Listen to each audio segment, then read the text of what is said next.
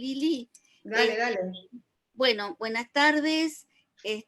Muchísimo gusto de estar con todos ustedes y la verdad que muy importante para nosotros la presencia de Liliana Maltz, que bueno, vamos a charlar sobre esta situación que muy controversial para algunos, por lo menos para otros no es tan controversial, pero para muchos de nosotros sí. Este, Les quiero, por un lado les voy a presentar a Lili, pero por otro lado les hablo de algunas cosas en general. La idea es que está el chat abierto, que por favor nos manden sus preguntas, sus comentarios a través del chat, porque así nosotros se las vamos a poder ir reconduciendo a Lili. Por otro lado, para todos los que quieran tener un certificado, ahora les voy a poner acá, se los voy a escribir. Pueden escribir después a extensión punto universitaria. Momento, estoy haciendo 10 cosas a la misma, admitiendo y universitaria. Universitaria. Ahí está. Arroba hospitalitaliano.org.ar.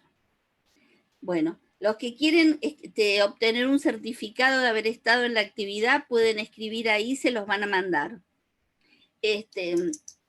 Bueno, les voy a presentar a Lili.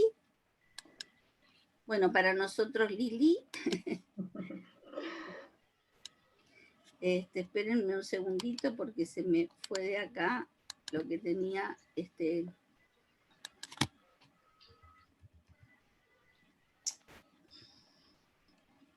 Minuto.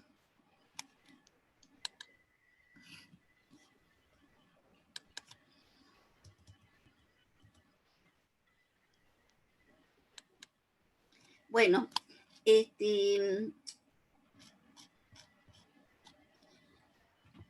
yo podría darles todos los títulos de Lili, porque es especialista en gestión, porque es licenciada en ciencias de la educación de la UBA, etcétera, etcétera. Pero a mí me parece más importante decirles que Liliana Maltz en general es alguien que está trabajando, pensando sobre situaciones que hacen a los conflictos vinculares en el ámbito escolar, que es la materia que da en la maestría de Familias, Vínculos y Diversidad Sociocultural del Instituto Universitario del Hospital Italiano, pero también trabaja capacitando, relacionado con toda la idea de la ESI, y ha desarrollado muchísimo sobre esto y ha escrito un libro, y sobre todo me parece que es alguien que piensa, se actualiza y está en toda la situación de la educación contemporánea. Y me parece que siempre nos aporta la posibilidad de seguir pensando en lo que está sucediendo desde todas las líneas que se están desarrollando, que salen de lo usual, del camino educacional más tradicional para poder pensar y seguir interrogando. Así que para nosotros es una pensadora y es una persona que aporta muchísimo en un espacio que no hacemos tanta división de ambientes, es decir, la educación, lo judicial, lo clínico. Para nosotros la trama multidimensional de subjetivación permite que podamos pensar en todas estas cuestiones y que nos sirvan nuestras prácticas más allá de lo disciplinar, ¿no? Estamos tratando de verdad de hacer algo transdisciplinar que no es tan sencillo, pero yo lo que escucho de Lirio, lo que leo, me sirve para mi clínica y a lo mejor algunos trabajos que pueda Lili tener sobre lo vincular le puede servir para su práctica en educación y en lo judicial, algo parecido, ¿no? Así que esta es como nuestra propuesta desde la carrera y desde nuestras prácticas, ¿no? Así que bueno, les vuelvo a decir cualquier comentario, pregunta por el chat y le dejo la palabra a Lili, ¿sí? Bueno, muchísimas gracias por la presentación, muchísimas gracias por estar. Yo te paso porque como me hiciste coanfitriona, me aparece que admita o no admita, pero ya ahí No, no, no, delego. vos no te preocupes por eso, estoy Listo, admitiendo yo. listo. La verdad que el espacio de la especialización es un espacio de, como dice Sonia, de pensamiento, y para mí los espacios con les alumnos realmente son espacios de mucho aprendizaje y de aprendizaje compartido. Y si bien siempre están como recortados en el ámbito escolar, la verdad que pensar la escuela es pensar la vida, es pensar los vínculos, es pensar mucho más allá de la escuela, y aunque uno no trabaje en la escuela, digamos, fue o es alumna, alumno, alumne, o tiene una hija o un hijo, o sea que está siempre atravesado por, y además es una resonancia de la vida, ¿no? Entonces, y en esta época también respecto de lo que ha pasado en el ASPO, pensar lo que, y la pandemia, pensar lo que fue pasando en la escuela y los atravesamientos nos sirve para pensar miles de otras cuestiones que no tienen que ver solo con la escuela y con lo educativo. Así que bueno, gracias, y como dice Sonia, la idea es que este espacio sea lo más dialogado posible, entonces yo voy a exponer un ratito y después abrir al diálogo. La idea, y como decía un poco el título o cuando se inscribieron, es poder repensar ciertos mandatos de época que regulan de alguna manera nuestra manera de sentir, no solo de pensar.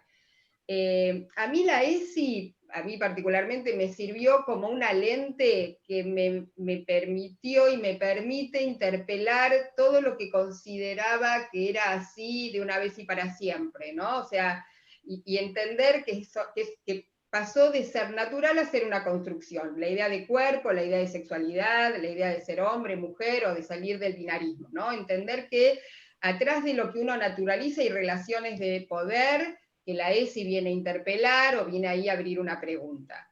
Y también desde ahí, digamos, quizá lo que por lo menos para mí me pasaba, que quedaba menos interpelado, eran ciertas maneras de sentir o ciertas cuestiones que pasan o nos pasan con los afectos.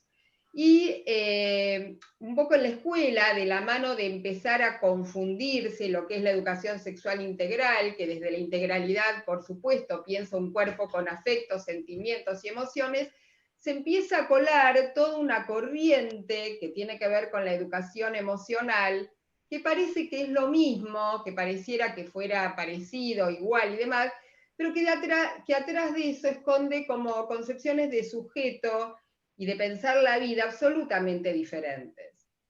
Y cada vez se va colando más. De hecho, desde que armamos o pensamos la temática con Sonia, la fecha, a mí particularmente me llega, pero lo veo en distintos lados, propuestas no solamente escolares, todas muy ligadas a la regulación de las emociones, a la cuestión del mindfulness, digamos, toda una propuesta que viene como parece interesante, como ¿quién se va a oponer a querer ser feliz?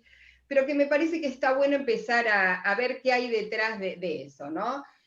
Hasta el otro día me llegó un mail de, por ejemplo, de un taller de yoga. Te decía, ¿te gustaría integrar herramientas concretas y efectivas para poder acompañar a niños y adolescentes en la gestión de las emociones?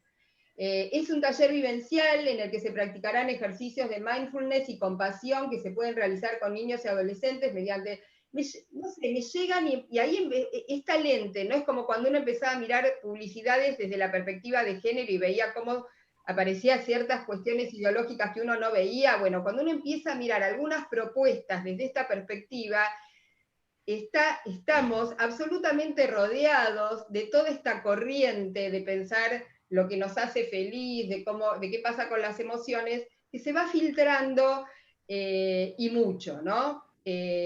Cuando empezó la pandemia, también apareció enseguida como cierto mandato de productividad, ¿no? Como decíamos con Sonia, había que mirar y meterse en miles de cursos que además eran gratuitos, que como alguno los iba a dejar, que estaban buenísimos, y uno podía aprovechar para pintar la casa, decorar, hacer yoga, coser, ordenar los placares, digo, había que aprovechar el tiempo, ¿no? Y ser productivos, ¿no? Y si de repente nos sentíamos, no sé, quizás tal vez angustiadas, porque podíamos enfermarnos, porque teníamos un familiar enfermo, porque no entendíamos dónde estábamos parados, a ese malestar se nos sumaba el malestar de estar mal y de no estar productivos, ¿no? O de estar absolutamente pensando en cualquier otra cosa que no sea el ordenar la casa y tener todo en, digamos, tachar la lista de pendientes. Y esto venía también de la mano de publicidades, o no, yo abría el mail y aparecía también de la mano de aprovechar y comprar esto, y del 2x1, bueno, y de la mano del aprovechar el 2x1, con tener la casa ordenada y ser feliz, uno sentía como que, bueno, ahí hay algo que no encajaba. O esto que aparece de este es un tiempo perdido, ¿no? Y digo, uno piensa, este año fue un año perdido, ¿perdido para qué? ¿Perdido para quién? ¿Desde dónde está perdido? ¿Cómo interpelar esta idea de perdido? ¿Qué es un tiempo aprovechado, no? Y poder pensar cómo se nos va filtrando el mercado y el neoliberalismo en esta idea de tiempo perdido, tiempo ganado, tiempo aprovechado, tiempo inútil, ¿no? Y que nos pasa las les adultos, pero también esto se lo vamos transmitiendo a los niños, ¿no? Y pensar que si fue un año perdido, ¿para qué o para quién? Me parece que está buena esa pregunta. De la mano de dónde viene? Buscando materiales, porque yo trabajo en capacitación docente y teníamos que también armar una clase ligada al tema, porque cuando las docentes compartían algunas propuestas para hacer con las familias, bastante preocupadas, veíamos que todas las propuestas con las mejores intenciones y con los mejores amores, muchas venían de la mano de la educación emocional, ¿no? Casi como un mandato de que todas las nenas y los nenes tuvieran que contar cómo se sienten y qué les pasa, tuvieran o no tuvieran ganas. Una cuestión es generar espacios para habilitar la palabra, que son fundamentales y bienvenidos, pero cuando se transforma en un deber ser, que todos tenemos que contar cómo nos sentimos, se transforma en algo incómodo, ¿no? Y si yo tuviera que preguntarle a cada uno de ustedes si tiene casi como un mandato que diga cómo se siente, quizás no siempre tenemos ganas de contar cómo nos sentimos, y a veces no tenemos ni siquiera ganas de conectarnos con cómo nos sentimos. Y esto no es patológico, digo, y esto forma parte de transitar una situación angustiante, incierta e inédita. Bueno, buscando y preocupadas porque venían muchas propuestas para hacer con las familias y con las niñas, todas de la mano insisto, con las mejores intenciones, pero hablar de lo que nos pasa, hablar del miedo, hablar de la tristeza, y la tristeza es esto, y la alegría es lo otro, y vamos a... Bueno, empezamos a ver cómo poder trabajarlo, ¿no? Y buscando materiales, ahí encontré un esquema que es muy interesante, que ahora vamos a ver si me sale compartir pantalla, en el compartir pantalla, que es un esquema que tiene que ver con cómo quiero ser durante el COVID. Esto apareció muy al inicio, habrá sido en marzo o abril. Entonces la idea es poder mirarlo. ¿Lo ven? Sí. Bien, porque yo ahora no veo que lo ven. Entonces la idea ahora es como mirarlo y pensar o analizar juntos, digamos, algunas características de esto que no, a ver, no aparece como algo terrible que uno dice, ay, esto es un espanto. Hay que tener una mirada muy sutil, porque son muy inteligentes, para poder analizar algunas cuestiones, ¿no? Bueno, ¿quién quiero ser durante el COVID-19? Aparece una zona de miedo, una zona de aprendizaje y una zona de crecimiento. En la zona de miedo, y no sé si recuerdan, acaparo comida, papel higiénico, medicamentos que no necesito, contagio emociones relacionadas con el miedo y la ira, me quejo a menudo, reenvío todos los mensajes que recibo, me irrito fácilmente, ¿sí?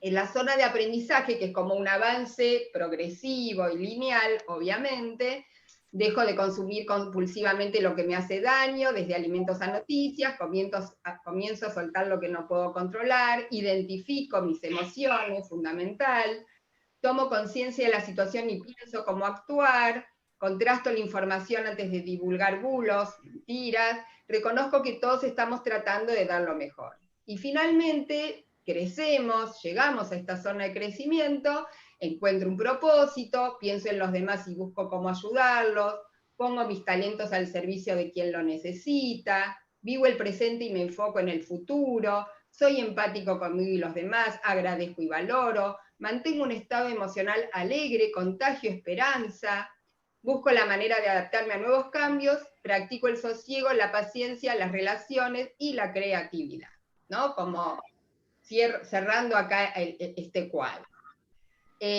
Bueno, yo ahora dejo de compartir o lo achico, así puedo ir viéndolos a ustedes, y me gustaría, como si quieren a través del chat, poder compartir qué sienten o qué resonancias o qué van pensando cuando uno siente esta propuesta, ¿no? De cómo avanzar, ¿no? Y cómo sentir y cómo pensarlo vincular en esto, ¿no? Cómo quiero ser durante el COVID. Digo, alguna se sintió identificada, pasó por las 3 zonas, llegó a la zona de crecimiento, les damos una cocarda.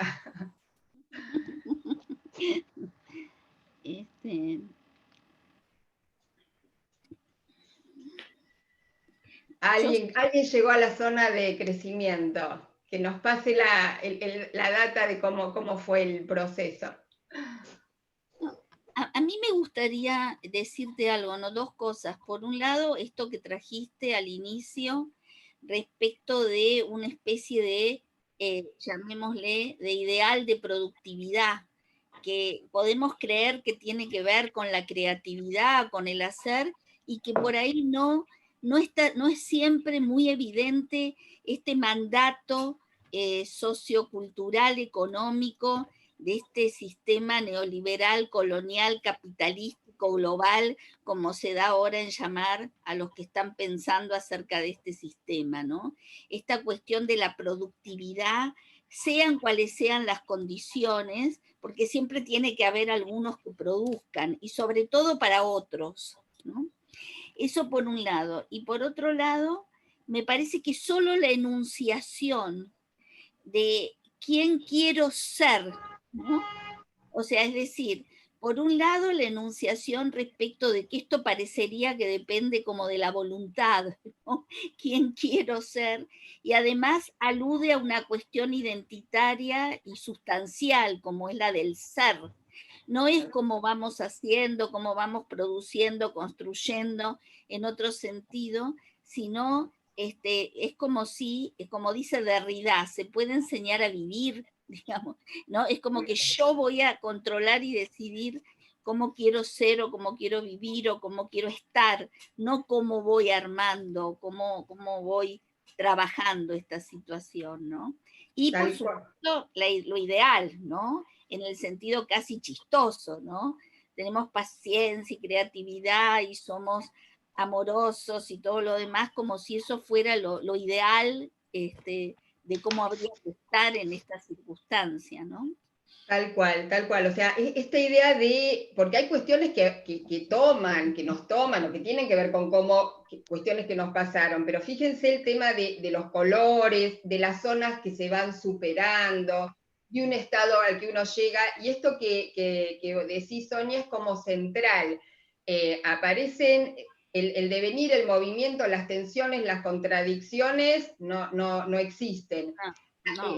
Y viene de la mano también, y es interesante, de que si no llegamos a ese estado de equilibrio, de felicidad, de creatividad, tiene que ver con un déficit personal, ¿no? Hay algo que es muy fuerte, hay un concepto que toma Edgar Cabanas y Eva Iliu, escribieron un libro que se llama Happycracia, Happy de felicidad, Happycracia, que es este mandato de la felicidad. El libro es muy caro porque es europeo, pero ellos tienen artículos escritos que se encuentran en la web muy interesantes. ¿Podés deletrearlo, así lo ponemos acá? Eva Iliu, I-L-U-Z, y Edgar Cabanas. UZ y Edgar Cábanas, con B corta.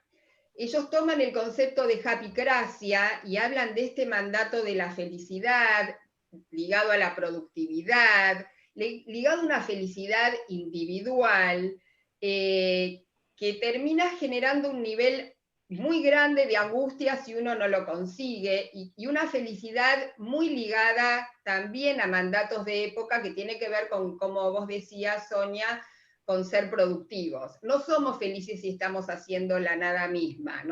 La felicidad no va de la mano del ocio, la felicidad viene de la mano de la producción, y está bueno desentrañar por qué nos sentimos mal cuando hacemos nada, por qué nos sentimos mal si decidimos desconectarnos por un rato y no producir, ¿de dónde viene ese malestar? ¿No? Y entender que hay todo un sistema que nos invita a sentirnos mal si no estamos productivos, aún con la pandemia y aún con la angustia existencial que cada uno está tramitando y transitando, ¿no?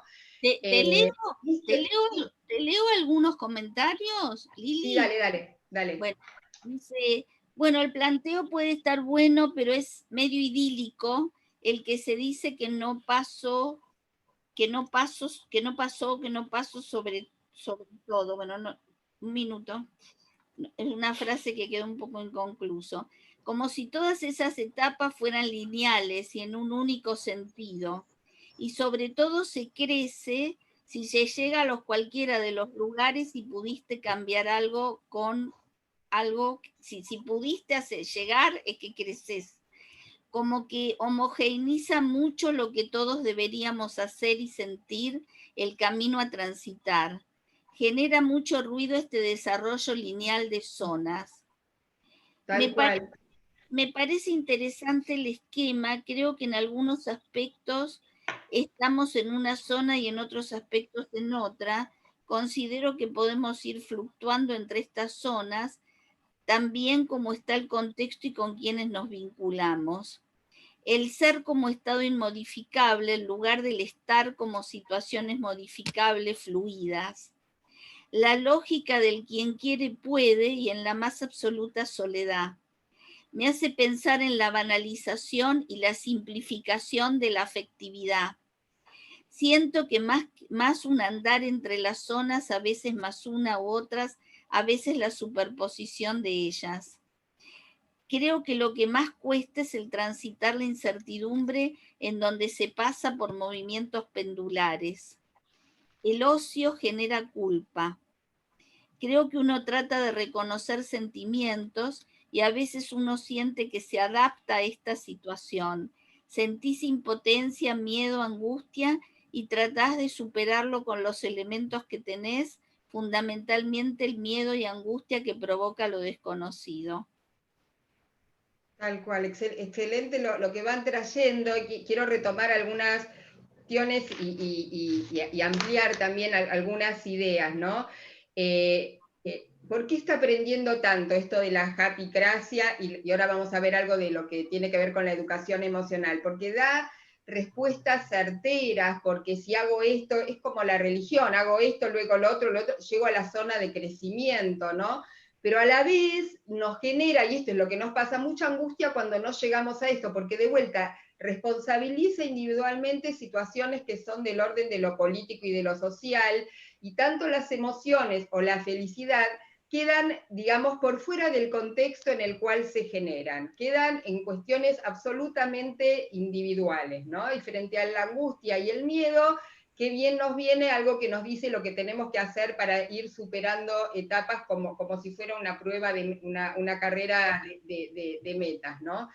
Hay la vez pasada, yo trabajo en educación, digo, y por ejemplo, el Ministerio de Educación de Cava, con todo este conflicto que se está viviendo en las escuelas, respecto de la vuelta o no a la presencialidad, y la presencialidad con riesgos muy altos, se volvió, y en una escuela en técnica ya hubo un personal de salud de limpieza contagiado, o sea, con todo un conflicto que se está viviendo de mucha angustia en las escuelas, nos llega un mail a quienes trabajamos en las escuelas, donde no voy a interpretar nada, voy a leer tal cual el mail. Dice: queremos contarte que en base a los resultados de la encuesta sobre el bienestar emocional, creamos En diálogo con las emociones, con el objetivo de brindarte información acerca del comportamiento de nuestra mente y cuerpo en el contexto de crisis y aislamiento social que estamos viviendo.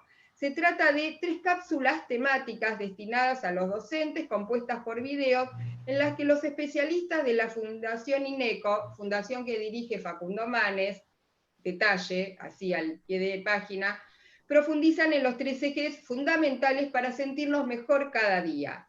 La primera cápsula se denomina Dormir, Enseñar y Aprender, ¿no?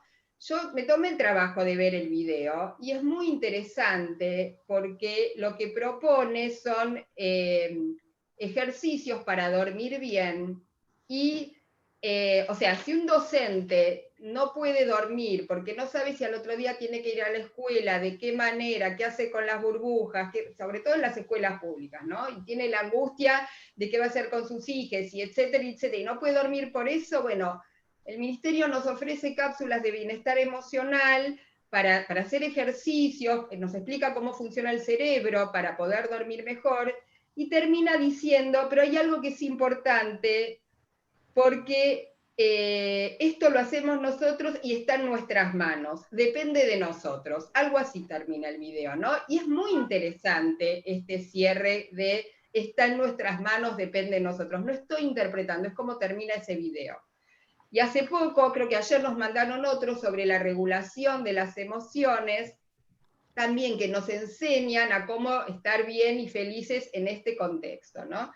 Entonces, por un lado estábamos viendo este concepto de la happycracia ligada a la productividad, al ser feliz. Digo, y esto en casero, ¿a cuántas de nosotras nos pasa que estamos mal y decimos: bueno, me voy de shopping, ¿no? O sea, ¿de dónde viene ese bueno, para quienes podemos y tenemos el lujo de esa posibilidad, ¿de dónde viene esa cosa de estoy bajón, me voy de shopping, ¿no? O sea, está buenísimo, y no para culpabilizarnos, para interpelar de dónde viene esta felicidad ligada al consumo y a la productividad.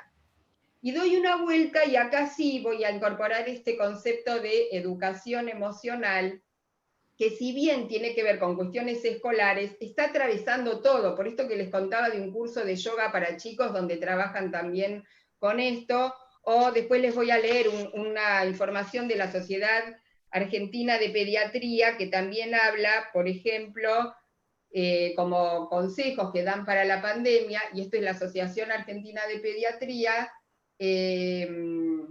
habla de mantener espacios de juego y diversión para promover emociones positivas, ¿no? ¿Qué es la educación emocional? La educación emocional es una propuesta que viene de la mano de una ley, que viene de la mano de fundaciones, de la mano de la neuropsicología, de la psicología cognitivista, que desarrolla y promueve un tal Lucas Malaisi, y que ya es ley en algunas provincias, y que apunta a, digamos, los términos que utiliza es la autorregulación, el autodominio, el autocontrol, el automanejo, o sea, todo el auto, todo lo que es yo y yo de las emociones, ¿sí? Todo lo que tiene que ver con lo colectivo te lo debo, ¿no?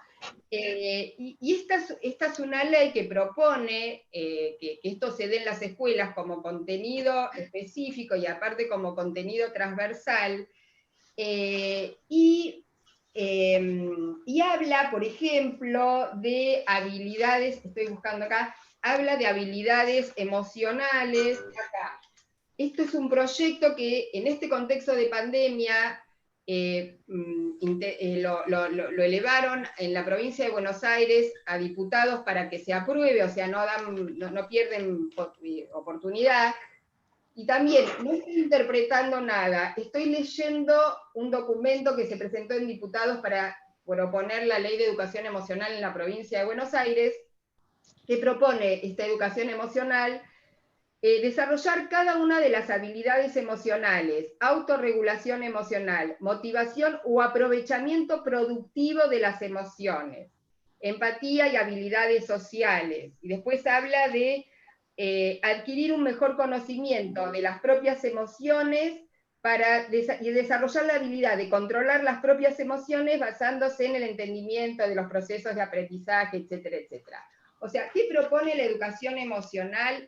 Controlar nuestras emociones, regularlas de nuevo para ser productivos, para ser eficientes, para poder rendir mejor. La educación emocional divide las emociones en positivas y negativas. ¿Cuáles son las negativas? La bronca, el enojo, el asco, la vergüenza, son las emociones que hay que controlar, que hay que hacer ejercicios de yoga y de meditación para regularlas, ¿sí? Y las emociones positivas, alegría, felicidad, ¿no? A las que tenemos que apuntar. Y propone ejercicios de auto, para poder controlar las emociones negativas y que podamos sostenernos, sería en la japicracia, ¿no? En la felicidad.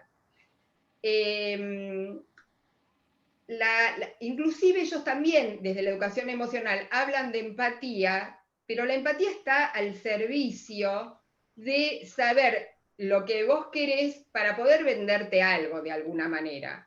Y tampoco lo interpreto. Lucas Malaisi promueve una aplicación que se llama Emotion App, porque hay miles de aplicaciones ahora, y les propongo, quienes que pueden concentrarse en escucharme y hacerlo genial, yo no lo podría hacer, si no lo hacen después, googleen, porque hay miles de aplicaciones que vienen de la mano. Por ejemplo, hay una aplicación que se llama Happy Fi, Happy de felicidad, FI, que es una aplicación que la bajás y te va, tipo la serie Black Mirror se queda corta, ¿no? La bajás y te va a mostrar, y te va mostrando ejercicios que miden tu felicidad como si fuera la presión arterial, y te va sugiriendo qué hacer para ser feliz, ¿no? Para ver qué grado de felicidad tenés y a dónde llegar. Hay otra que se llama Gaia, hay otra que propone este mismo personaje que está imponiendo la educación emocional en las escuelas, que se llama Emotion App. Son todas aplicaciones que te dan ejercicios para calmarte, para regular el enojo, para ¿no? estar en estado de on permanente.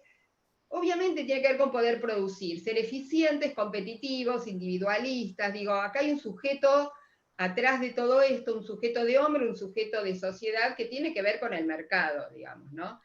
Esto vino de la mano de una cantidad enorme de libros y de literatura infantil que estallaron en las librerías, que estallaron al interior de los jardines y que se venden así, ¿no? Hablando del emociómetro digamos, libros que con la mejor buena voluntad son casi el bestseller, pero cuando uno lo deslinda, tienen esta idea de definir las emociones como si todos las sintiéramos de la misma manera, como si todos frente a una emoción reaccionáramos de la misma manera, y sobre todo como si todos, esto que decía también Sonia y alguien también del chat, sintiéramos lo mismo frente a las mismas situaciones, ¿no?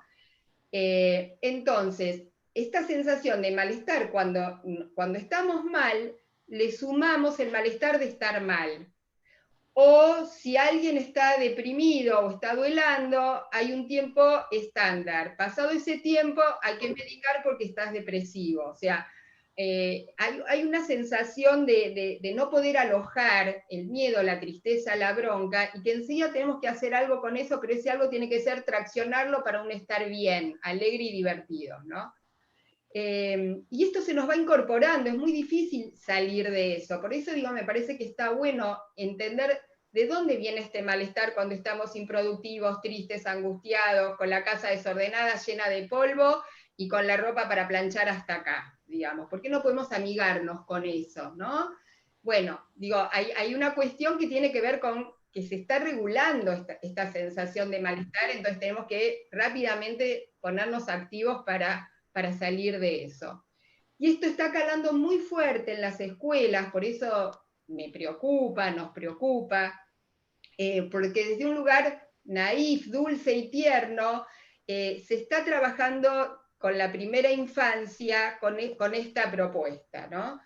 Hay un libro que fue como el bestseller en las escuelas y en los jardines, que no lo quiero demonizar, pero es como un paradigma, muestra este paradigma de la regulación de las emociones, que es el famoso monstruo de los colores, es un libro que estalló en el nivel inicial, que yo también lo he usado, lo usan todas las maestras jardineras con las mejores intenciones, pero que es muy interesante analizarlo porque tiene que ver con una nena que tenía confundidas las emociones y el monstruo de los colores le ayuda a ponerla en frascos, a decirle esta emoción, la alegría es esto, la tristeza es esto, la calma es esto, este es el color de la tristeza, este es el color de la alegría, ¿no? Y todo ordenadito en frascos cerrados. Digo, como si nosotros sintiéramos lo que sentimos ordenado, separado, ¿no? Alegre, triste, ¿no? Y además con un mandato de colores, de universalizar las definiciones y los colores, ¿no? Entonces pasaban cosas en las sales tales como que un nene no quería usar el rojo porque el rojo era del enojo, o que cada uno pensaba que ese era el color de la emoción, como si un perro fuera de tal color y no podía ser de otra, ¿no? Entonces, bueno, empezamos a interpelar esto de por qué ese color, por qué no rompemos los frascos, por qué no lo mezclamos, por qué, bueno, para mí la alegría la relaciono con tal color, para vos, digo, esto que pasa en el nivel inicial lo tomo porque es cómo va calando una manera de subjetivar, pensando que estamos maravillosamente tomando un objeto, pero lo estamos casi diseccionando, casi haciendo como desarmando un cuerpo en partecitas que no tiene que ver con la vida, que no tiene que ver con la confusión, la incertidumbre, la angustia, la ambivalencia, ¿no? Lili, te paso más comentarios que vos querías que Dale, te... dale, dale. Por un lado, decir que, bueno, quizás dentro del público también, que está hoy en la reunión, también hay algunas personas que el esquema que vos presentaste les parece importante y, bueno, de alguna manera los, les gusta que haya un esquema así, que también es importante tomar la cuestión de las diferencias, ¿no? Tal cual. Después aparece el hecho de, dice, tener en cuenta que cuando estos mensajes eran difundidos en modo de prevención, no solo se cortaban las actividades productivas, sino el contacto con otros, ¿no? Que algo así como se sumaba una distancia corporal de los otros. Dice, volvemos a caer en la necesidad de las recetas, algo totalmente inútil para alojar lo inesperado. Soy docente y nos invitan a compartir unas cápsulas de bienestar. Dice, ¿por qué no nos permitimos estar mal? Porque si cada vez que estamos mal buscamos hacer algo para tapar esas emociones, no nos permitimos crecer. Soy docente y a veces sentís tanta presión que te sentís saturada, desbordada y agotada. Es entre las cápsulas y lo auto, una pretensión de regulación de las emociones como un intento de domesticación. Interesantísima esta palabra, domesticación. En la provincia de Chubut también lo promocionaron y lo presentan para ser tratado por legislatura. Buenísimo que se pueda absorber todo lo que se tiene que ver con las emociones. Es una parte que a veces falta reconocer en cada momento, en cualquier lugar y con el otro, conociendo nuestras emociones. Omnipotencia que queda del lado de la persona, la felicidad sujeta al poder de sí mismo, lo colectivo queda desterrado. Me encantó la palabra domesticación. Sentí que tenés que domesticarte y domesticar. Happy, el icono con monstruo de los colores. Me suena lo instituido, a control, el estado puro como medirlos por los resultados y que siga siendo una propuesta alineada con la perspectiva neoliberal. Qué bueno interpelarse de que no hay emociones buenas y malas, permitiéndose transitarlas. Hay un mandato de las etiquetas. El monstruo de los colores propone respecto de las emociones todo lo contrario de lo que propone la ESI. Y la película animada igual habla de las emociones. La ESI propone alojar, hacer lugar a los afectos, no enfrascar ni clasificar. el nivel inicial tiene graves problemas actuales para poder trabajar el tema de emociones, no saben cómo abordar el tema. Bien, buenísimo, buenísimo todo lo que traen. Y también me parece que está bien que alguien pueda sentir que en este esquema se siente identificado o es ordenador, digo, ¿no? Me parece que también uno no va a caer en decir, bueno, yo estoy diciendo lo que a mí me parece y desde dónde lo interpelo, que es esta idea ordenada, en secuencia, en pasos, que va hacia un crecimiento, cuando de repente, por lo menos a mí me pasa, hay días que estoy bárbara y hay días que me agarro un ataque de angustia y para atrás, y que digo, voy y vuelvo todo el tiempo, digamos, no estoy en una cuestión increyendo, ¿no? La educación emocional, un eje fundamental es esto de crear climas positivos, ¿no? Crear climas positivos, ser positivos, yo tomo ejemplos de inicial, pero es porque es donde yo estoy trabajando ahora, pero que es interesante para pensarlo.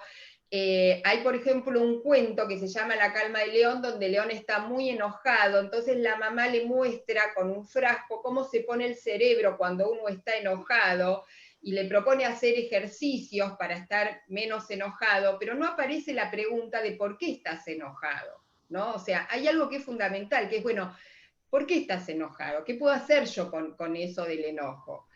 Incluso, no sé si están viendo, hay una serie que a mí me encanta, la terminé de ver hace poco, Borgen, que fue así como, Sí. bueno, es muy buena, muy interesante, cosas muy piolas desde la perspectiva de género, desde el análisis de poder, desde miles de lugares, muy interesante. Pero cuando la hija tiene como ataques de ansiedad, que tiene que ver con el vínculo con esa mamá, enseguida aparece como la cuestión de medicarla, digamos, y no aparece el trabajo con ese vínculo, con esa mamá, que era una cuestión complicada. Aparece después casi, ¿no? Pero enseguida aparece como que era imprescindible y que no es, y en la serie, que es increíble, aparece como que fuera, la nena no quería ser medicada, y eso está visto como mal, y se ve las consecuencias de no querer tomar la medicación o de no medicarla, que llevan a tener que internarla, ¿no? Digo, cómo esto se filtra, porque no hay una pregunta por el vínculo, por esa angustia, enseguida, y eso en el medio de una serie que es maravillosa, ¿no? Por eso digo, me parece interesante como esta máquina de lectura que dice, bueno, a ver, ¿cómo es esto? ¿No? ¿Se trata de controlar, regular y medicalizar o de hacernos otras preguntas? Y yo en un artículo hice como una comparación, porque me parece que uno con los autores hace eso, ¿no? Los aprovecha, los arma y los desarma con permiso de los autores o sin permiso. Rita Segato tiene un concepto que es muy interesante. Ella habla de como que existen dos propuestas ligadas de alguna manera a la felicidad, pero lo plantea en otro sentido, dos proyectos históricos en curso en el planeta, y habla de un proyecto ligado a las cosas, ¿no? Y ella dice que prioriza la acumulación, el productivismo, el enriquecimiento y el lucro, y que es funcional al capital, y produce individuos que a la vez se transformarán en cosas, y habla del proyecto histórico ligado a los vínculos, que es el que insta a la reciprocidad y produce comunidad, y tiene su centro en la sociabilidad y en el campo relacional. Y a mí me sirvió esto que plantea Rita como para pensar las emociones pensadas de la mano del mercado, ¿no? Y la educación emocional pensada en este proyecto histórico que plantea Rita, ligado a las cosas, ligado al productivismo, ligado al individualismo, y el proyecto histórico ligado a la autogestión, autorregulación, autodominio, libros de autoayuda, ¿no? Toda la mano de los libros de autoayuda también tienen que ver con esto. Y, y yo ligo, por lo menos, y comparto lo que algunas compañeras decían en el chat, a la educación sexual integral de la mano de un proyecto histórico que tiene que ver con lo vincular y con lo comunitario. Porque la ESI tiene un eje que se llama valorar la afectividad. Y la idea es que desde ese eje se alojen a las emociones o se alojen a los afectos, pero por fuera de un deber ser, ¿no? Por fuera de un mandato de hoy tenemos que hablar de dos puntos, todos nos tenemos que decir cómo nos sentimos. En uno de los primeros conversatorios, una mamá contaba que su hijo estaba harto de que todas las docentes le preguntaban cómo estaba con la pandemia. Él a veces tenía ganas de contar y a veces no, ¿no? Entonces lo que intenta por lo menos hacer la educación sexual integral desde este eje es poder sí poner palabras a lo que nos pasa cuando queremos y cuando lo necesitamos, y, entre comillas, la regulación está puesta en el poder estar con otros. Es decir, si un nene está enojado, pensemos en una situación de sala, un nene en primaria, en secundaria, no necesariamente en inicial, no vamos a dejar que golpee y tire las sillas a todo el mundo. Pero el límite va a estar puesto en la posibilidad de poder estar con otros y con otras. Digamos, no es que yo voy a dejar alojar al enojo y que todos se maten en un espacio, pero yo puedo estar enojado y contar por qué estar enojado, y quizás hay cosas en que voy a poder ayudar y cosas que no, y está bueno reconocer que hay cosas que quizás yo no voy a poder ayudar, y voy a dar lugar a ese enojo, que es con el límite de que no revolea a nadie, que es muy distinto de algunas propuestas que empezaron a aparecer, que es armar el rincón del enojo o poner el enojómetro o el emociómetro, que es medir el grado del enojo. Y no estoy criticando a las docentes que hacen esto, hay un modus operandi que invita a eso, que es, por ejemplo, en las salas, poner un emociómetro que mide el grado de las emociones, el grado de enojo, digo, fíjense cómo se traducen en propuestas totalmente diferentes, ¿no? O alojo una emoción y pienso en lo vincular, o la regulo en términos casi cuantitativos para poder llegar a un estado de felicidad, ¿no? Inclusive, sí, perdóname, una cosita más. Hoy un tema muy importante que nos pasó en pandemia en las escuelas era el vínculo con las familias, ¿no? Entonces, si transmitimos a las familias este mismo deber ser, genera un espacio, pero cuando las docentes generaron espacios de encuentro con las familias donde podían compartir la angustia, el miedo, el no saber qué hacer, ahí se armaba otra cosa. Cuando iban con el dedito de hay que, digo, se generaban situaciones de casi de que se quedaban hablando solas. Cuando aparecían situaciones de compartamos la angustia y el miedo, bueno, se habilita, y eso tiene que ver con la ESI, se habilitaban otros escenarios, ¿no? Sí, esto quería decir, Sonia, perdona. No, yo quería solamente agregar, además de las preguntas, que, bueno, me parece que lo que vos estás planteando de fondo, además, es cómo pensamos y cómo hacemos, que son preguntas que a veces quedan un poco en suspenso, porque hay que hacer, hacer, hacer, y por supuesto que a veces nos parece que hacemos con las mejores intenciones, pero a veces está bueno parar y pensar qué es eso que nos está llevando a hacer lo que hacemos, ¿no? Como vos dijiste, quizás la maestra que tiene el rincón del enojo, de la alegría, yo lo hace con la mejor ganas de que eso funcione. Pero ¿cuáles son las lógicas que están atravesando ese modus operandi? Por ejemplo, ¿cuál es la lógica de la adaptación, de la resiliencia que está tan de moda, suponete, que tiene que ver con aceptar condiciones y prácticamente someterse a ellas, y pareciera que esto está bueno porque es una buena adaptación? Me parece que el pensamiento requiere de otra cosa, que es esto de que dice Deleuze, por ejemplo, que estamos forzados a pensar y forzados, y en ese forzamiento pensar un poco es resistir. Me parece que estos esquemas dan los famosos tips, digamos, algo así como que, bueno, si uno se guía por este esquema, evalúa según eso, y si hay alguien que no está adaptado a todo eso, pareciera que está mal. Por eso hay autoras como Sueli Rolnik y otros que hablan de la colonización del pensamiento, ¿no? Y del inconsciente inclusive. O sea que en realidad son autores que nos propician a no cuestionemos, interroguemos, porque no es lo mismo hablar de alegría, de tristeza. Por supuesto que alguien cuando está triste, como dice Spinoza, los pueblos tristes son más factibles de ser sometidos, pero no es de la misma tristeza que están hablando estos autores, esta cuestión de la educación emocional. porque no es lo mismo hablar de emociones que educar las emociones.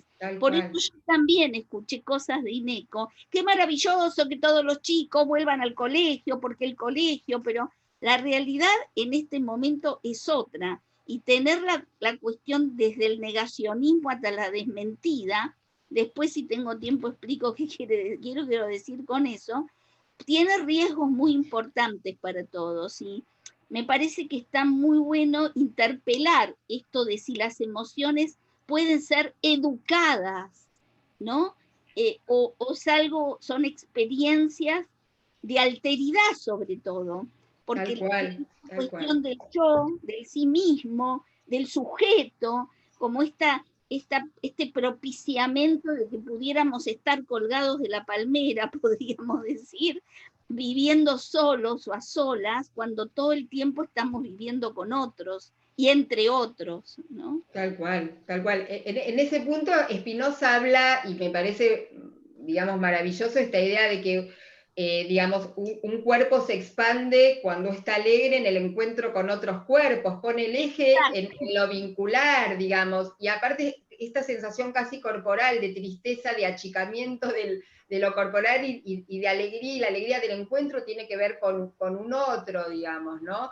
Y hay algo interesante respecto de la adaptación, porque no me acuerdo si Edgar Cabanas o Eva Iliu, pero porque tienen artículos juntos y otros separados, él habla justamente que las emociones que para la educación emocional son negativas, como la bronca, el enojo, ¿no? Son justamente las emociones más revolucionarias, son las que nos van a hacer salir a la calle, protestar, revelar, digamos, ¿no? Es ese malestar que necesitamos como expresarlo, ¿no? Y las emociones positivas, la alegría y la felicidad, son más adaptativas, porque son más conservadoras, porque queremos conservar el estado en que nos sentimos alegres o felices. Entonces es interesante cómo ellos dan vuelta a esto de si son positivas o negativas en función de qué. Esto no quiere decir que está mal estar felices, o sea, no estoy diciendo en absoluto eso, ni que nos sintamos bien por sentirnos bien, pero digo, estamos, como dice Sonia, como interpelando ciertos mandatos de época que hace que, digamos, no cuestionamos la felicidad, sino el imperativo de la felicidad, ligado a la productividad, ligado a una manera determinada de sentirnos que se nos va como filtrando. Y por supuesto que uno no interpela a los docentes, digamos, estamos en un marco de época donde esto es lo políticamente correcto, porque si yo leo la Sociedad Argentina de Pediatría, que me habla de generar climas positivos, que el Ministerio de Educación me envía cápsulas de bienestar emocional, generaron un material para las escuelas ciudad, con una propuesta de memotés con emoticones, ¿no? Porque también la educación emocional viene de la mano, algunos autores hablan de educación emocional. Emojis para todos, ¿no? Tenemos que, en vez de aprender a leer el rostro humano, la mirada, la alegría, la tristeza del rostro, están los jardines y la vida misma invadida por los emojis, ¿no? Que una cuestión es, yo también los uso para mandar un mensaje en el celu, digo, y lo uso y soy usuaria activa y he pasado de los emojis a los stickers con movimiento, ya voy aprendiendo un montón.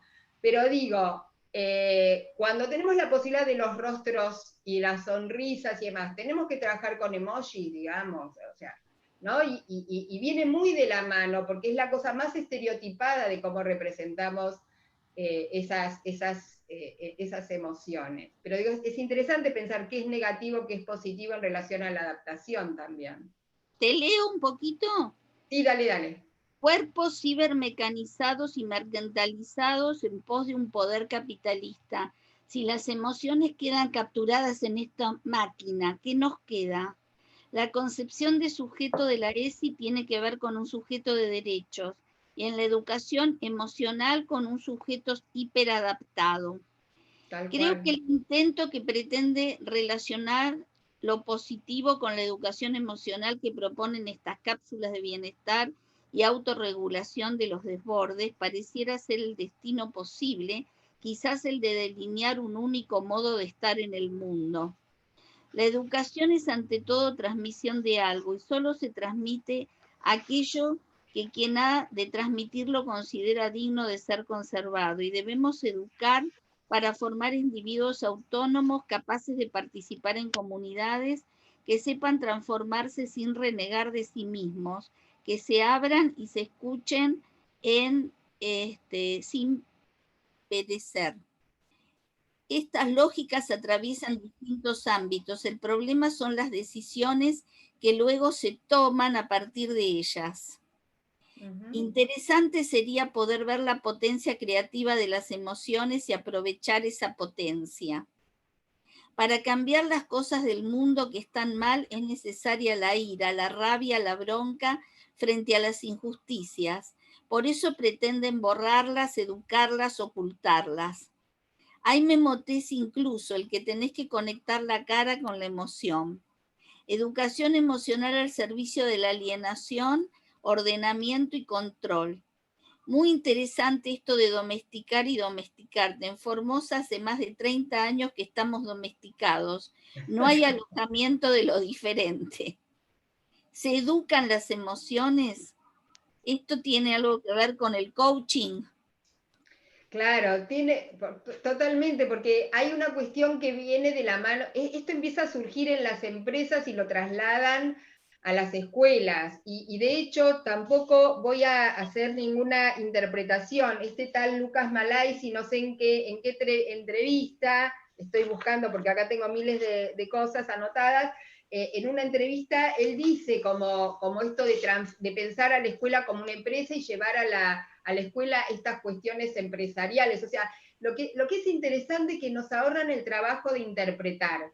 Si ustedes leen la ley de educación emocional, que ahora digo, hace semanas atrás presentaron en diputados para que sea ley en provincia de Buenos Aires, vos llorás, y son tan hábiles que usan fundamentos de la educación sexual integral ligadas al eje de valorar la afectividad para fundamentar la ley de educación emocional. Y ya es ley en Misiones, Corrientes, Entre Ríos y Neuquén, creo, y van por esta ley en todo el país. Digo, e insisto, no tiene que ver solo con la escuela, porque la escuela es el espacio donde se construyen subjetividades, ¿no? Entonces me parece que es fundamental estar alertas y advertidos, y cuando uno va a una librería a comprar un libro a su hija, hijo, hija, nieto, nieta, te tentás porque son libros maravillosos, y me parece que está bueno tener como esa mirada crítica hacia esa literatura edulcorada, digamos, porque en realidad esto que decía en relación a la ESI, no podemos trabajar los afectos y el miedo y demás, pero los afectos están presentes siempre. La educación sexual integral es transversal, y aparecen los afectos cuando leemos una poesía, cuando se armó un problema vincular y nos ponemos a hablar respecto de qué les pasa, cuando apreciamos obras de arte, cuando leemos literatura, digo, ahí están en juego los afectos, ¿no? Entonces, en algunos momentos amerita trabajarlos particularmente, y quizás sí, porque aparecen miedos en la sala o alguna situación particular, entonces está bueno poder armar alguna propuesta, pero al pie de lo que pasó en ese grupo y en ese momento, digamos, lo que implica una planificación situada en inmanencia, no sacada de la galera, hoy vamos a trabajar las emociones, ¿no? Las emociones están en juego todo el tiempo, permanentemente, no necesito esto de armar rincones, ¿no? Donde se miden o donde aparecen los emojis y esto, ¿no? De un nene que tiene que poner cara de alegre y adivinar a qué emoji corresponde, ¿no? Entiendo que la docente lo hace con toda la amorosidad, porque esto viene, estoy diciendo mails que nos manda el Ministerio de Educación de Cava, ¿no? Entonces no estoy diciendo, uno lo toma porque son autoridades referentes, pero por eso digo la importancia de entender cuál es el sentido de los libros que usamos, ¿no? Ver esto que vos decías, Sonia, preguntarnos por el sentido de por qué usamos lo que usamos, y no porque esté en el mercado usarlo acríticamente, porque el mercado lo que nos propone justamente es esto, tenemos que armar una contracultura, digamos, o usarlos desde otra perspectiva, ¿no? Quizás nos sirven, pero para interpelarlos, para abrir otras preguntas, pero sí amerita de adultos responsables, estemos en la clínica, en instituciones diversas, más allá de la escuela, una mirada crítica respecto de esto, porque yo estoy como azorada de cómo se está filtrando, digamos, en cada espacio. No sé, quiero seguir dando lugar porque la verdad que los comentarios que van haciendo son súper interesantes. Acá dice, qué importante interpelarse, dejarse afectar. Nos tenemos que preguntar qué lugar le damos a los niños y niñas para expresarse en la escuela y no solo la producción de conceptos. Las emociones nos atraviesan al igual que la ESI. Tal cual, tal cual. Yo no me acuerdo en dónde contaba un ejemplo que también me parecía interesante de una maestra que los lunes le preguntaba a su grupo, le pedía que contaran algo lindo que les hubiera pasado en el fin de semana. Y yo decía, yo no me daba cuenta, me salía esto de quién tiene algo lindo para contar en el fin de semana. Y después, bueno, con el trabajo que estuvimos haciendo, decía, pero ¿por qué tengo que decirle por qué tienen que compartir algo lindo? ¿Por qué no algo que les pasó en el fin de semana? O sea, ¿cómo en estos detalles se nos filtra, ¿no? O sea, solo algo lindo, y lo hacía con absoluta amorosidad. Cuando ella misma hace el clic, decía, no, pasé a preguntar, ¿alguien tiene ganas, no desde el deber ser, de contar algo de lo que le pasó en el fin de... Y es otra perspectiva, porque habilitamos otras cuestiones que sin darnos cuenta las estamos dejando afuera. Y no estoy criticando a esta docente. Si tenemos esta mirada crítica, como por lo menos a mí me pasó respecto del género, que uno se va dando cuenta de cuánto patriarcado tenemos mamado y que lo seguimos teniendo cuestiones bastante fuertes, cuando uno empieza a darse cuenta este mandato de la felicidad, del productivismo, del estar bien, ¿no? Ahí nos vamos dando cuenta cómo se nos filtra en cada cosa que hacemos o decimos, ¿no? Y vivieron felices y comieron perdices. Bueno, esto, ¿no? Como interpelar esta idea. Si siempre tenemos que comer perdices, digo, los ecologistas ahora interpelan también las pobres perdices que han sido devoradas por todos los cuentos, y bueno, y revisar estas ideas, ¿no? Que me parece que está buenísimo. Bueno, es muy interesante lo que vos contás de esto, porque tanto el lenguaje como las producciones, por ejemplo, fílmicas, etcétera, no analizadas, parecen simplemente cuentos o palabras. Bueno, hay muchos autores que están analizando a partir de poder cuestionar el patriarcado, los cuentos de Walt Disney, por ejemplo, donde las chicas son siempre salvadas por los príncipes, siempre están con esos vestidos maravillosos que no les permiten moverse, etcétera, etcétera, y cómo lo ideológico está tan en juego en esa producción como en otras, ¿no? Entonces me parece muy importante porque yo creo que este espacio, estos espacios de pensamiento, son absolutamente necesarios, porque nosotros somos efectivamente transmisores, pero nos tenemos que preguntar de qué, porque en realidad si no cuestionamos, si no armamos estos espacios para poder pensar, quizás como vos dijiste, cuando la maestra preguntaba qué cosa linda hicieron el fin de semana, el nene que por ahí la pasó mal, por alguna razón, no tiene ninguna posibilidad de contarlo, porque solo hay que contar las cosas buenas y lindas. Es como los estados de fragilidad y de vulnerabilidad que siempre parece que son de otros, o de los pobres, o de los que no tienen recursos para ser fuertes, cuando en realidad la fragilidad, la vulnerabilidad, desde otro lugar el aburrimiento, son momentos desde donde se puede salir de muchas diversas maneras, pero usar eso, no denostarlo, porque en la lógica capitalística e individualista son estados que hay que denostar, que hay que aplacar, que hay que encubrir, porque no darían cuenta del ideal de estar bien, fuerte, flaco, feliz y ir a laburar, digamos, o por sobre todas las cosas, y como dice Persia, tener mucho sentido común. Entonces, el que no tiene todo eso, o es enfermo, o es loco, o es alguien que no vale la pena, digamos, ¿no? Entonces me parece que es muy interesante estos espacios de pensamiento para poder interrogarnos y pensar acerca de estas cuestiones, que a veces inclusive ponemos en juego inconscientemente, ¿no? Claro, por eso yo decía que quizás, por lo menos a mí me pasó con la ESI, de poder interpelar esta idea de las cuestiones de género y Disney, y digo, uno ya escucha una publicidad, lee un libro, mira un cuadro y ya enseguida, digamos, uno tiene como una máquina de lectura que interpela.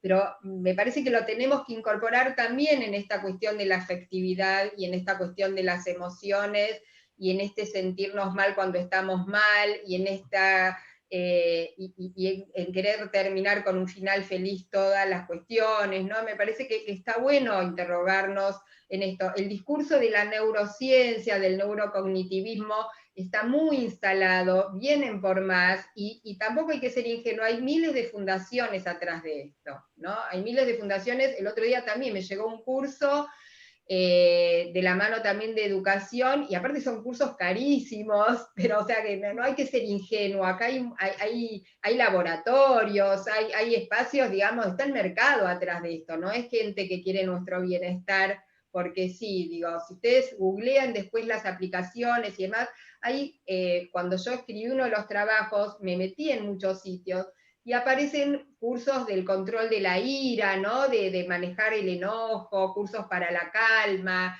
Cuando se metan en todas estas aplicaciones, realmente es muy interesante analizar el discurso. Hablan de empatía, ¿no? Entonces uno todo el tiempo habla de empatía. Y acá me parece interesante hacer una diferencia.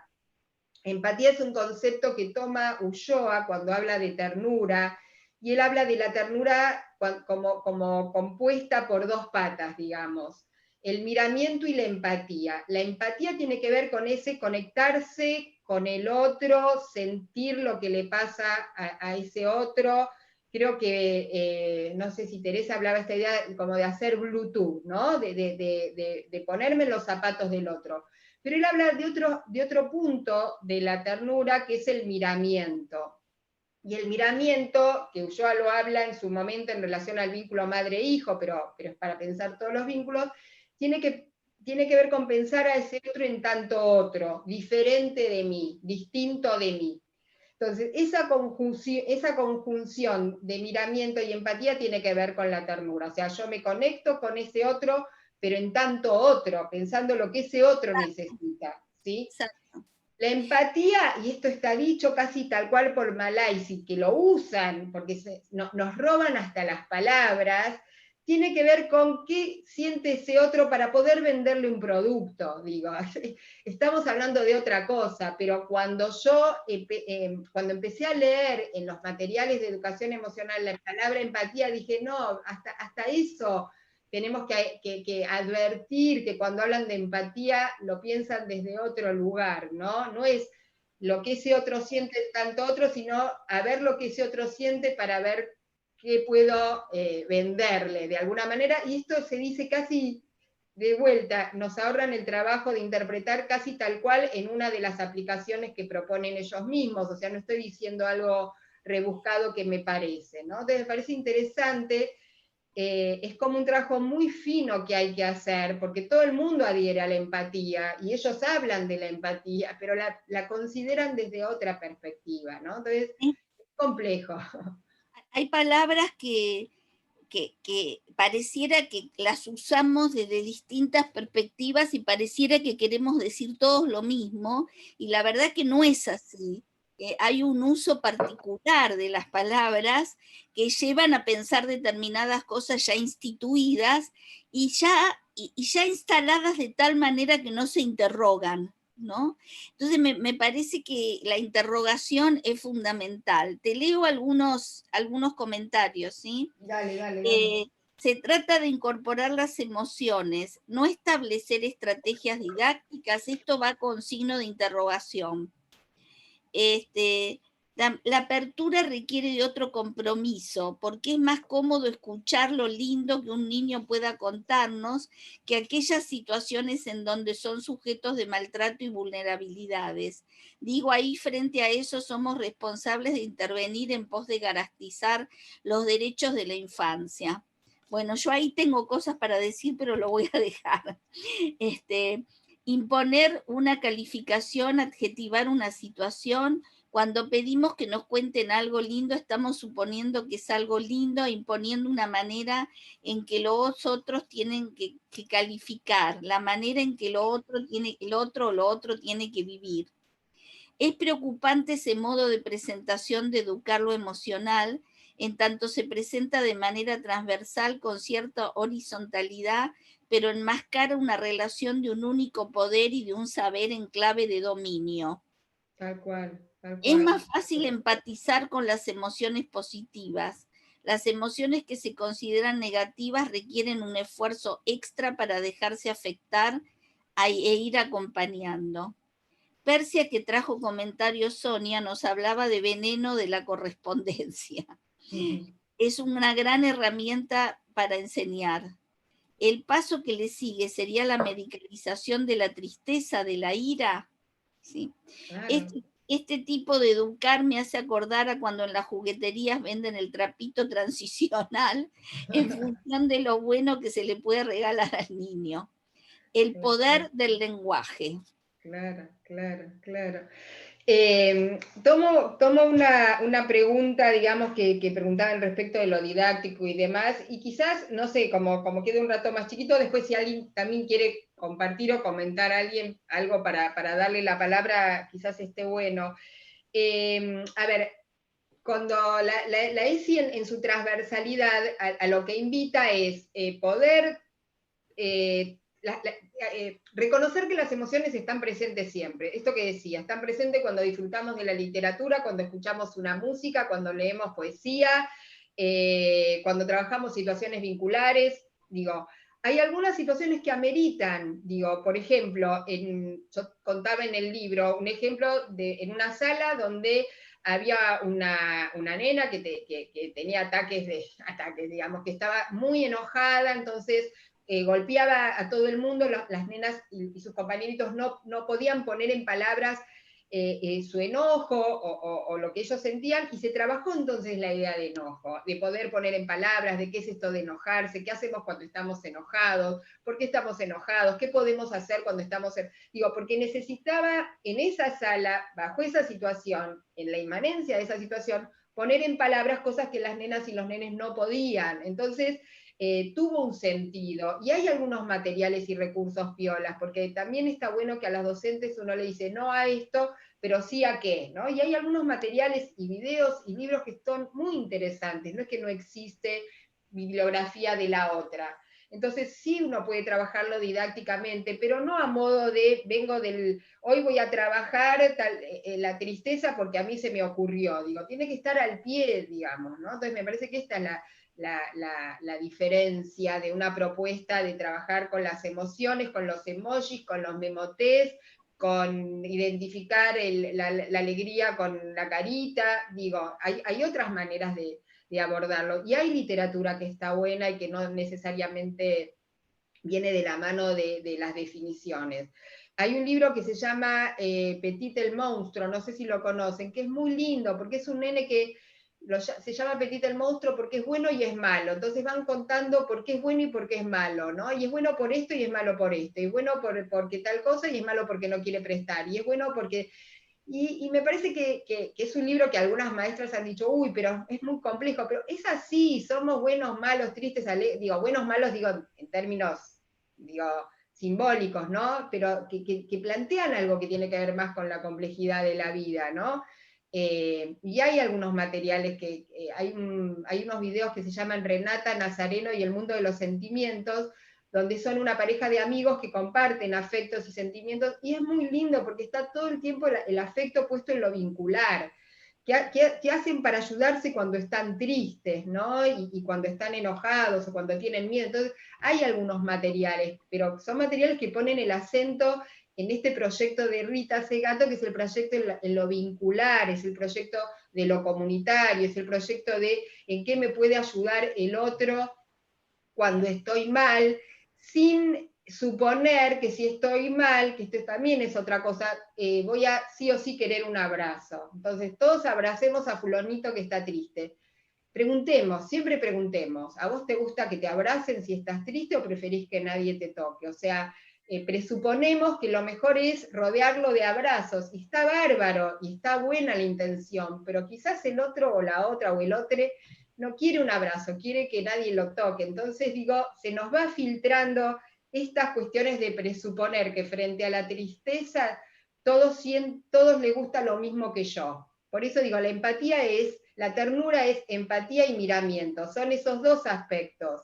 No te voy a abrazar, primero te voy a preguntar si te gusta que te abrace, aunque a mí me gusta que me abracen cuando esté triste, ¿no? Me parece que es interesante diferenciar que no, lo que a mí me gusta cuando tengo una X emoción no necesariamente es lo que el otro necesita, y como adultos, estemos donde estemos, también me parece importante tener eso en cuenta, ¿no? No sé si... Hay una pregunta acá, Liliana, que tiene que ver con, dice, ¿qué opinás? Perdón, se me salió la pregunta. ¿Qué opinás de la motivación, neuronas, espejos en el tema educativo? Después dice, no dar nada por sentado. Otra, una ética de la renuncia a todas las fórmulas. Está tan instalado el hacerle al otro lo que te gustaría que te hagan a vos. Claro, tal cual. No entendí la pregunta, Sonia, del espejo y eso, no lo entendí. No sé si alguien me lo quiere hacer directamente para que yo lo pueda Mira, no entender. está muy bueno porque hay 80 y pico de personas, Ok, entonces es un poco difícil, pero Alejandra, si querés ampliar un poco tu pregunta, estaría bueno. Simplemente esto, Liliana, con el tema de la ley de educación emocional, esto que vos estás planteando, que se habla muchísimo de neurociencia y se apela en cuestión de empatía motora, de esto, de motivar con el cuerpo, de habilitar una plataforma emocional como para educar. Y bueno, es un tema que se está conversando mucho a nivel educativo, y quería saber con esto que vos estás planteando, a ver qué pensás de eso, de motivar, de usar la emoción como una herramienta de aprendizaje y como lo están planteando ellos. Porque claro, yo cuando lo leí me pareció hermoso, ahora te escucho a vos y es como que uno se empieza a plantear muchas cosas, ¿no? Yo no tengo la verdad, yo lo que planteo es como un punto de vista desde cierta máquina de lectura, críticas y algunas cuestiones, que no quiere decir que todos tengan que pensar lo que yo pienso, digo, ¿no? Y esto lo aclaro, es una perspectiva, es un punto de vista, es una manera como de pensar algunas cuestiones que pueden o no ser compartidas. Yo estoy inclusive viendo las consecuencias que pasan en el ámbito educativo y en el ámbito de la vida con estas cuestiones.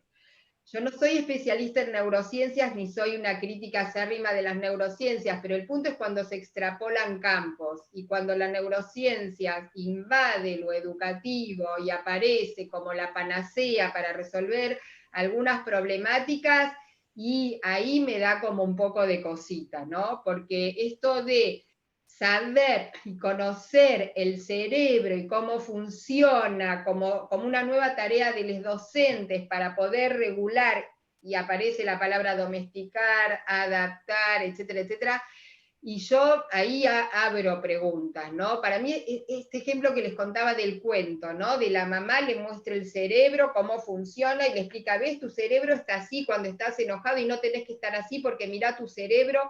O cuando me mandan a hacer ejercicios de relajación para dormir bien desde las neurociencias, las posiciones que tengo que tener para regular mi aparato nervioso y dormir mejor, y me olvido, como decía una maestra, que una mamá me contó que tuvo que vender el celular para poder comer, y lo que me ponen es, me invitan a ver qué ejercicios para que mi cerebro funcione mejor y dormir mejor, yo de eso abro una pregunta, digamos, ¿no? Entonces digo, son como perspectivas con las que, digo, extrapolar eso, como resolver algunas cuestiones que pasan en la escuela, despolitizándolas, porque creo que acá hay una cuestión central, que la educación emocional despolitiza las emociones son políticas, digo, la alegría, la tristeza, digo, tiene que ver con cuestiones políticas, no en el sentido de político partidario, político comunitario, político vincular, político de relación, ¿no? ¿Qué sé yo? Yo me puse contenta por las elecciones de Bolivia, hay cuestiones que tienen, o sea, no están por fuera del contexto en el que uno vive, como uno se siente, digamos, ¿no? No quiere decir que uno esté mal o bien por las cuestiones que le pasan en el ámbito familiar, pero creer que lo voy a regular por un mejor manejo de mi aparato neurológico, digo, porque esto también viene de la mano de la medicalización, ¿no? De medicalizar esto que decía, la tristeza después de un lapso es medicada como depresión, ¿no? Un chiquito que está mucho tiempo triste, entonces hay que, digamos, intervenir, una cosa es desde una terapia, otra cosa es medicalizarlo, ¿no? Y aparece mucho estos ejercicios neurológicos y conocer el cerebro para manejarlo mejor. No, yo por lo menos particularmente de eso me abro preguntas, pero más me abro. Bueno, pero no nos podemos olvidar los miles y miles de niños medicalizados por ser diagnosticados con déficit atencional, ya por todos, maestros, pediatras, neurólogos, psicólogos, faltan que los abogados también los manden a medicar por eso, y no nos podemos olvidar de que esto es una manera de pensar, de pensar desde la salud y la enfermedad como criterios normativos y normalizadores. Me parece que lo que vos todo trajiste de la educación emocional, de así planteada, tiene que ver con la línea de salud, enfermedad, normatización y normalización. Y me parece que es eso lo que estamos cuestionando, que cualquier intervención y escucha es política, no hay ninguna duda, como vos dijiste, no de un partido o del otro, sino del vivir en comunidad, del vivir en la polis, digamos, nos hace que toda lectura tenga este sesgo de escucha política. Y me parece que los profesionales, como tenemos una marca en nuestras formaciones, en donde parece que tuviéramos un aparato psíquico, donde la política o lo sociocultural parece que quedara en otro lado de nuestra esfera, y no, es parte de nuestra producción subjetiva y la ponemos en juego en nuestras prácticas, a veces totalmente disfrazadas de intervenciones que solo pareciera que tienen que ver con las teorías, y como si esas teorías no estuvieran atravesadas por las ideologías, los valores, lo sociocultural, la política, ¿no? Tal cual, Entonces, tal cual. parece que lo que traes es fundamental para por lo menos interrogarnos, cuestionarnos acerca de nuestras prácticas, ¿no? Tal cual, tal cual. De nuestras prácticas y te diría de nuestros sentires, ¿no? Porque me parece que se filtra no solo en nuestras prácticas institucionales, estemos en los ámbitos donde estemos, sino esto que traía al principio, ¿no? En nuestros sentires, esto de por qué estamos mal cuando no estamos productivos, por qué no nos amigamos con el ocio, por qué este mandato también de productividad hacia nuestros hijos, ¿no? Porque me parece que también es como mucho más fuerte, ¿no? Poder repensarnos cómo nos marca en lo de cada día, ¿no? Digo, me parece que está bueno. No asustarse, porque me parece que muchas veces hay este apuro por medicar y por hacer, porque esta lógica del riesgo, etcétera, hace que los profesionales nos asustemos, digamos, y entonces no poder dar esa espera, esa pausa que requieren estos estados emocionales, ¿no? Sí, también contarles que hace unos días también, digo, porque está bueno, porque frente a todo este avance que es muy fuerte, después en todo caso yo se los paso, capaz está en la web, hay una agrupación de docentes que se llama Red Estrado, que sacó un pronunciamiento muy interesante contra los proyectos de ley de educación emocional en todo el territorio de la República Argentina, que es una joyita, ¿no? Y que yo lo subí ahora en mi muro porque están juntando firmas, y habla justamente de lo que de lo que muchos hoy decían, ¿no? Esto de, desde la concepción de educación emocional, lo que se intenta es producir subjetividades sumisas, reactualizando el orden patriarcal, al valorar la competencia entre pares y el éxito individual. La emoción resulta de tal forma un medio de control social y político de los individuos para mantener un cierto orden desde el aula hasta la sociedad. La dominación neoliberal explota las emociones, fabricando un individuo que se centra solamente en sí mismo, en el entendimiento de la vida como un emprendimiento del yo, y los problemas de que cada persona enfrenta, suicidio, depresión, complicaciones de salud, violencia de género, bajos resultados en el desempeño escolar, son explicados como la ausencia de una aptitud para controlar sus emociones y desarrollar una personalidad optimista, un yo flexible que pueda afrontar y aprender a vivir en la incertidumbre. Se fundamenta en la psicología positiva, inteligencia emocional, las neurociencias y el eficientismo pedagógico. Es larga, no la voy a leer ahora, pero es muy, muy interesante porque termina diciendo esto de que es un adiestramiento emocional individualizante al mismo tiempo que una mercancía, ¿no? Es una crítica, digo, porque también está bueno mostrar los movimientos que aparecen interpelando, cuestionando, revisando estas posturas, y esto es de esta semana, o sea que esto está ahí en bastante efervescencia, ¿no? Está en internet, yo acá estuve buscando, dice Red Estrado, Facultad de Filosofía y Humanidades de la Universidad de Córdoba. Sí, son docentes que también están ahí. No sé, digamos, si querés después yo la socialicé en mi muro porque me llevó y después te lo paso, pero es muy interesante porque, digo, también está bueno conectarnos con movimientos que interpelan, que cuestionan, que revisan, porque, bueno, esto no es de Cava, es para toda la Argentina, ¿no? Entonces me parece que está bueno, e insisto, más allá que la ley de educación emocional es para las escuelas, es justamente lo que quieren es que las infancias desde pequeñas, se subjetiven en este modelo de hombre y de mujer y de sujeto, digamos. Entonces está buenísimo poder revisarlo, ¿no? Porque no es solo por la escuela. Bueno, leo la última pregunta porque estamos un poco sobre la hora, ¿sí? Donde alguien se pregunta y dice, bueno, hay varias, pero no puedo hacer muchas, ¿no? En el Hospital de San Isidro se imparten talleres para entender el estrés y su impacto psicofísico y social cuando se vuelve crónico.